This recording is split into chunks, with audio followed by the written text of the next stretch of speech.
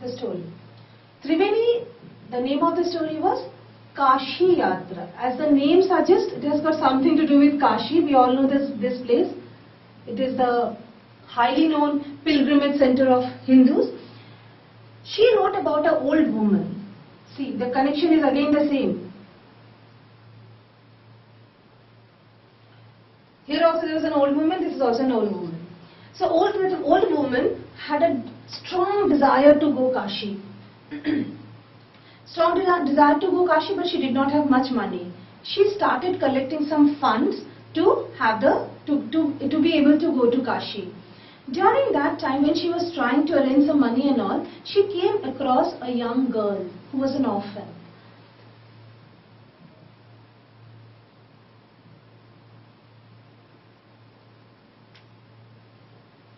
Now this orphan girl fell in love with a boy.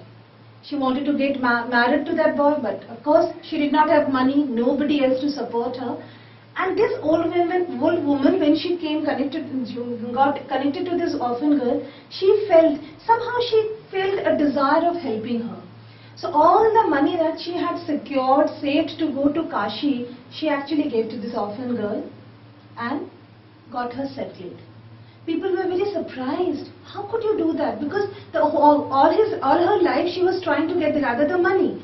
But then she said that yes, going to Kashi is one of the desires of all the Hindu people to get some punya.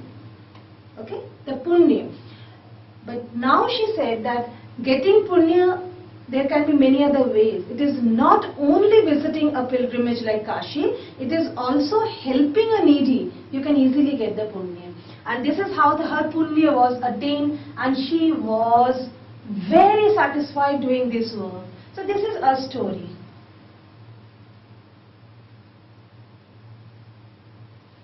This is a story, and this is the story within the story. This was a story which was appearing in that magazine. Sudha used to narrate the story. There is a connection. And who used to hear?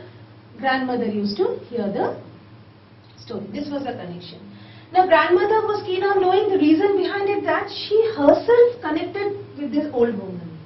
This was the reason. She felt that the old woman was, just like her. She also had a different kind of a childhood. She also had some desires unfulfilled. Not the exact Kashi Yatra sort of unfulfilled desire, but she also had some desire. We will get to know about it. Anyway, so the story moves. Now we get back to the Sudha. She narrated the story, grandmother heard the story, and this was going on. And once it happened to be, and this Kashi Yatra story was so captivating, of course people liked it. Now it happened to be the central figure of the story being the woman. The grandmother also felt very, very connected with her. Now once it happened to be that Sudha had left for a village. What for? She went to attend a marriage.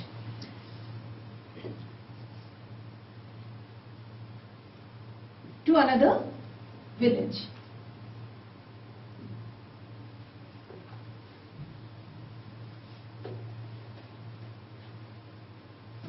Now the Kashi Yatra, as weekly magazine was appearing, that was still coming.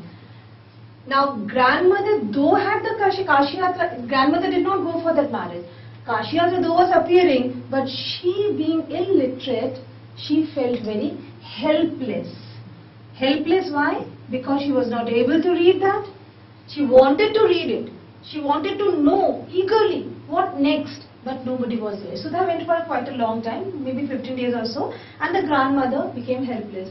She was almost in tears. She felt very embarrassed to go and ask others about the story. And that is how the whole thing starts.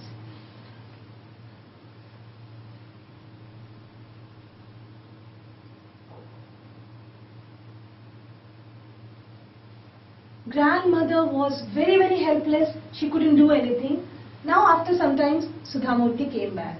When she came back, she found grandmother to be a little upset. Grandmother was very upset. She thought maybe something had happened to her, but she could not understand her feeling. One fine day, after dinner and all, grandmother sat with Sudha, and then she said something which for a 12-year-old girl was very difficult to understand. But then, as I told you, those days there was a kind of a communication with others when people could relate oneself. So Sudha started understanding what was it all about. She told her about the story of her own childhood. Grandmother told her own story. She said that she got married very early, and why was so? Because her mother, grandmother's mother, died very early. Nobody was there to look after her. Nobody was there to actually guide her the importance of education. She remained illiterate. She did not mind it. She got married. She looked after her own children, and somehow that the feeling of getting educated also remained